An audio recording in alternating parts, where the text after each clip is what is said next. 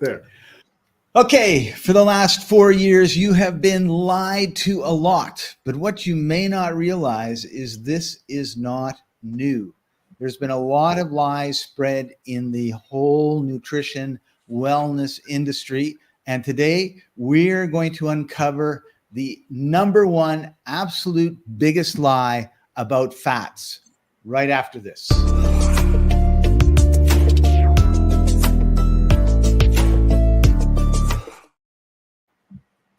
Welcome, everybody. This is a Life Enthusiast online radio and TV network, restoring vitality to you and the planet. I'm your co-host, Scott Paton, joined by health coach Martin Pytela of lifeenthusiast.com. Martin, how are you doing today?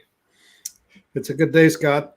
It's a good day. We have signal. You know, this is worth saying. Let's first say, I'm going to tell you what the biggest lie is. But first, I want to acknowledge the fact that you're able to be in Mombasa, in Kenya, in a beach resort on the Indian Ocean coast of Africa, and we have internet. And it works. It's awesome. It almost didn't work. As I was telling you, Martin, before we went on the air, 4 days ago, I was saying my internet is on, then it's off, then it's on, then it's off. And then they sent someone to look and nothing happened. And then yesterday it was off. And then when I talked to them, they said, oh yeah, the whole building is off. And I go, great. You know, there's no such thing as preemptive anything. You wait till it breaks. And it was only like an hour ago, actually like an hour and 10 minutes ago, I was checking the internet and it wasn't on. But then I picked up my iPad and it has notifications. And all of a sudden, bing, bing, bing, bing, bing, these notifications. And I just about jumped out of my skin. I wasn't expecting it. So I turned back on the computer. And because if this didn't work, of course, we're going to continue the show. I'm going to show up somehow. And it's 9:30 p.m. now. So no co-working is open. There's no place to go except the open air restaurant where I have been able to get a good connection, except that in the tropics, mosquitoes are very, very tiny, very, very fast, and they bite a lot. So I would have been sitting there getting chewed to bits tonight, but I would have done it for you, our valued audience. I watched a news clip just yesterday about this new tropical thing that the tropical mosquitoes are now transmitting some ugly new something, whatever the heck it is. Anyway, more scares. So let's talk about the fat. The biggest lie that you've been told is that fat makes you fat. That's the lie. It doesn't. Well, it depends. Depends on your metabolic type. Remember, there are 4 main types. 1 of them does gain weight on fat. 3 of them lose weight with fat. So let's start with this word fat. Okay, every fat is the same, right? Doesn't matter if it's pig fat or if it's fat from canola oil. Totally matters. It totally matters. So if you're eating the wrong type of fat, you're going to get ill in the long term, and probably this wasn't about getting fat. The show wasn't about getting fat, but you're going to get fat on the bad oils, right? Right. So the fats, we classify them as saturated, monounsaturated, and polyunsaturated. A fat molecule is a string of carbons. Visualize this link of pearls. And at the bottom end, or one end, there's a CH3. And at the other end, there's an OH, which makes a fat.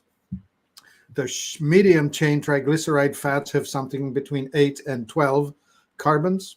And regular fats have something between 16 and 18 carbons strung together. And if they're saturated, every carbon has 2 hydrogens hanging off of it. So it looks very symmetrical and very straight.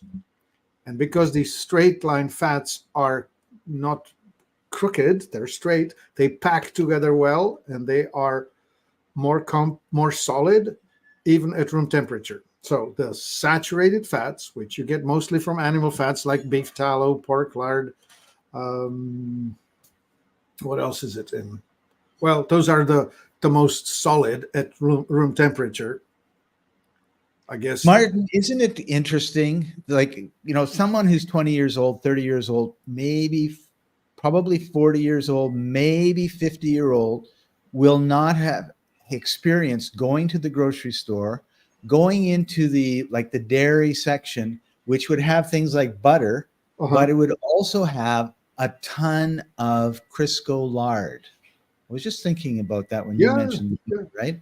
Now the lard section is probably like teeny tiny. weeny, if there at all, right? Yeah, Because we want the good fat.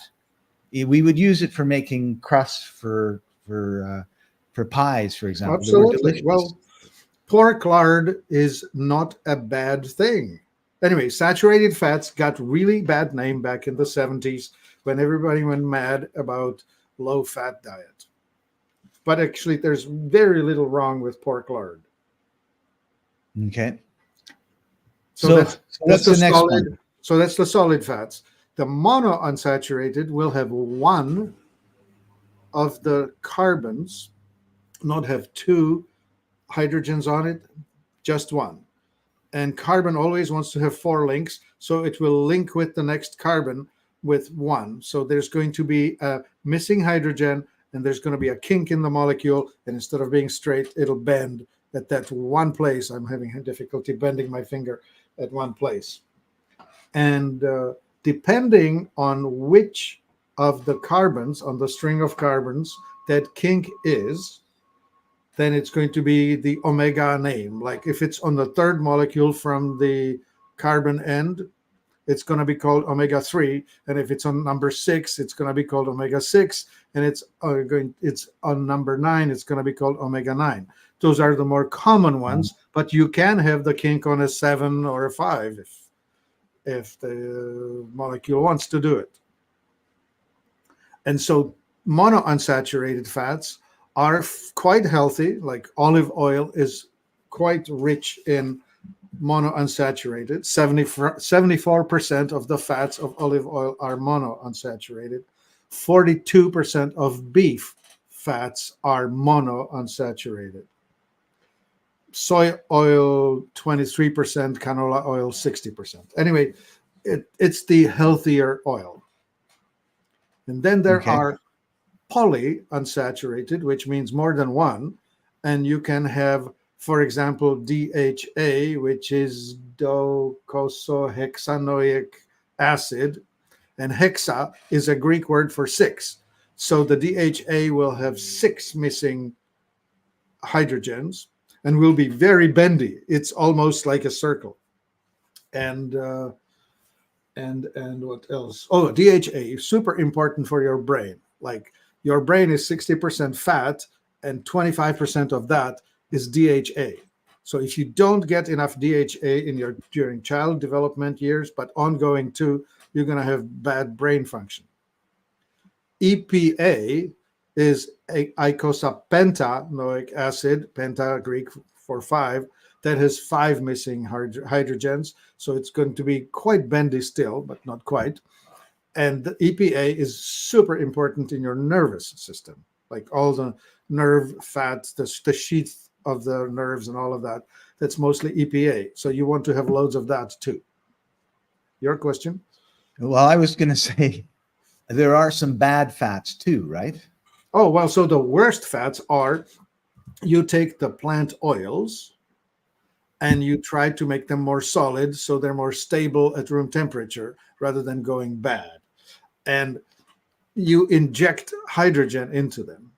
Well, the industrial hydrogen injection isn't really that good because it doesn't know where the hydrogen is going to end up.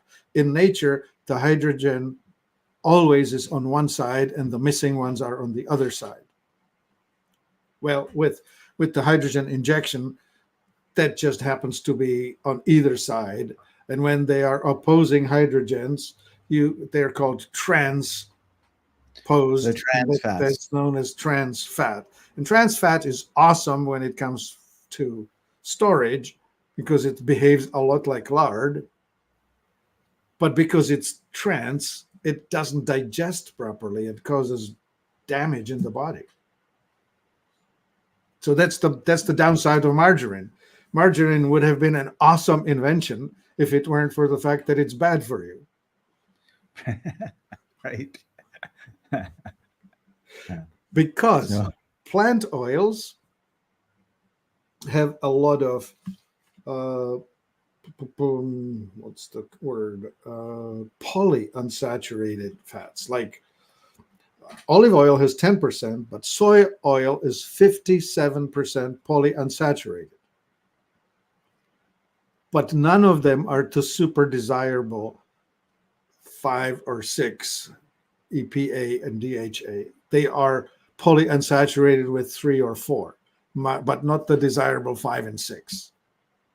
right. So you have So we managed, with our processing, we've managed to create fats that are not what our body needs. yeah, not much good use for. That's right. Because like if you think about it, we eat a ton of fat, right? I mean, you go to the hamburger, you got the mayonnaise, you got, you know, I was going to say your salads. That's not really what I wanted to get to. Well, But salad dressing is plenty source of Right. oil. Yeah. Right. And then when you look at the cookies and the chips and all the rest of it, the fried foods that we eat, I mean, it's not that, you know, so if fat was good for you, what we've done is we've said, and fat is good for you, we've gone and taken the fat and we've made it bad for us. Yeah. Yeah. That's the story. Mm. So of course now, well, should we reserve some of the talk for the Telegram talk that we're going to do right after this? What do you think? This is a good time for us to tell everybody that what we've decided to do was after each live stream, we're going to go on to Telegram. So we're going to go half an hour and we're going to stop right at the top of the hour. Actually, it's 25 minutes. Stop right at the top of the hour. We're going to give you this URL. And so I don't know if you can hear Scott because his internet just froze. So I'm going to start speaking as if I didn't have Scott talking. And it will be https://t.me/lifeentco, LIFENTCO, stands for Life Enthusiast Content. And that is where we're going to be at the top of the hour, if the gods of internet will allow Scott to be on it. Otherwise, it's going to be just me. That's going to be really entertaining because I like to have Scott along for the ride. Well, Mombasa, are you there yet? Apparently not.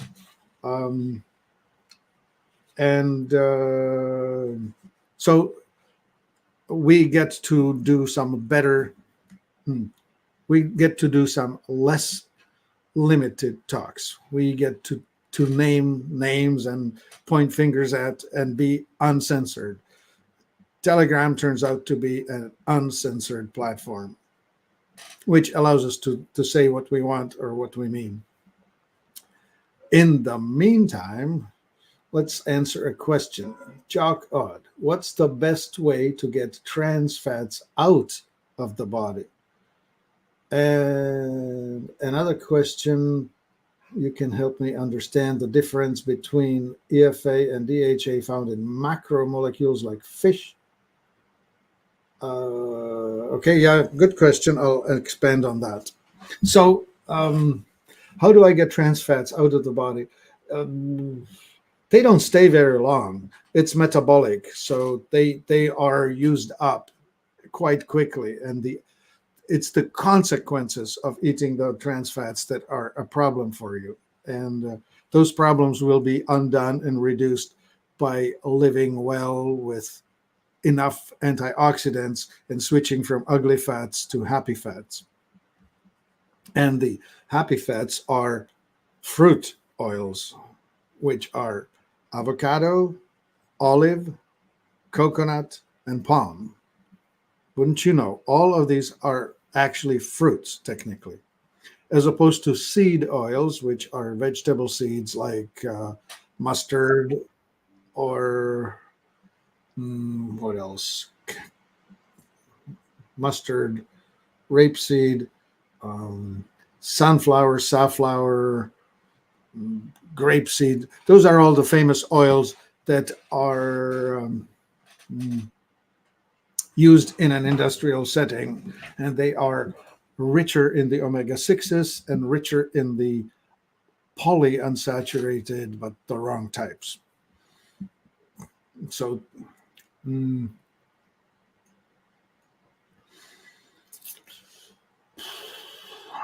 yeah, so I wouldn't worry about that much.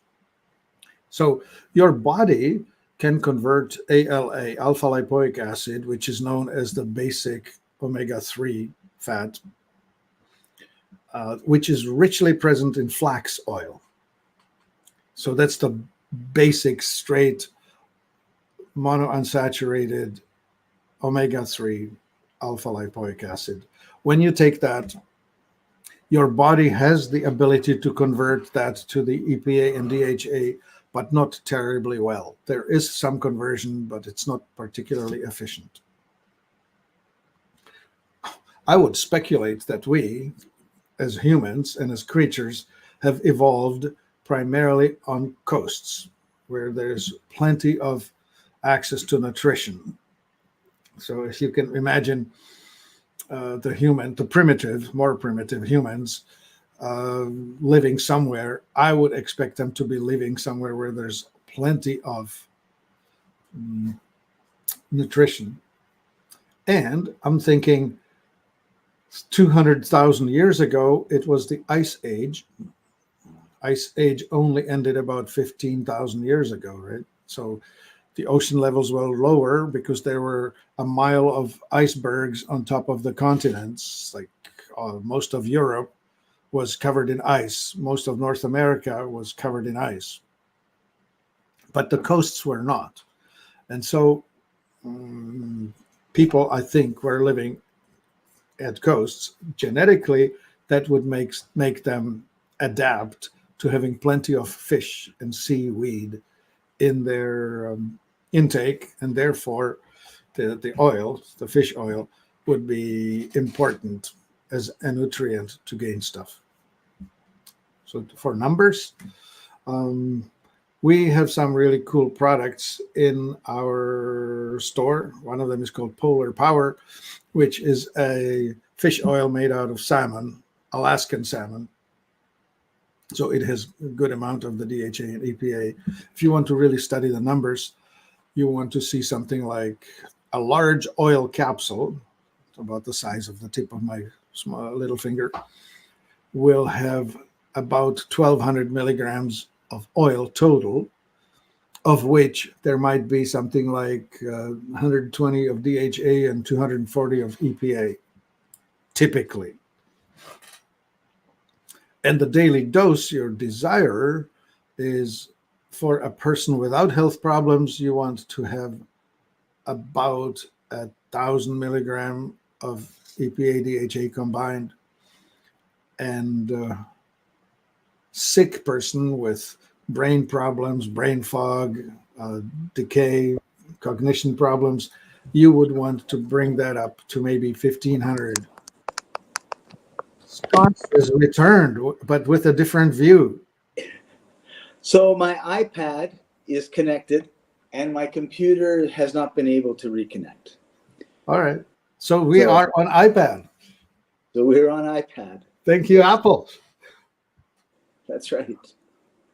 So I don't know. Have you been hearing me, or was it lost on you? No, haven't heard a thing. Okay, so I got to answer a couple of questions, and I got to mention the fact that the DHA and EPA comes to us mainly from fish, and that we have some really cool products that we should mention in the next 3 minutes before we need to shut it off to move the show over onto Telegram. All right, let's talk about those. So let's just talk about that. So the number one, I started talking about the salmon oil, which is in our store known as the Polar Power. And that is a totally healthy Alaskan wild-caught salmon, processed and oil extracted and put in capsules. And it's just fine stuff, thank you. It's natural, right? So as far as what's in it, Each soft gel is 1,000 milligram, and in each of them there are 200 omega-3s, 80 EPA, and 73 DHA. And then there are some omega-6s and omega-9s, and they add to it astaxanthin. Astaxanthin is the best antioxidant on the planet. It's that red pigment that makes salmon pink. Oh, cool. And there's still some natural vitamin A and natural vitamin D in that product. So it's a fine product. You just need to eat a lot of it. There are 60 capsules to the container, and the container's $30. And you probably should, if you're sick, take a container a week. That's how you build back. If you're healthy, then one a month is enough. Right.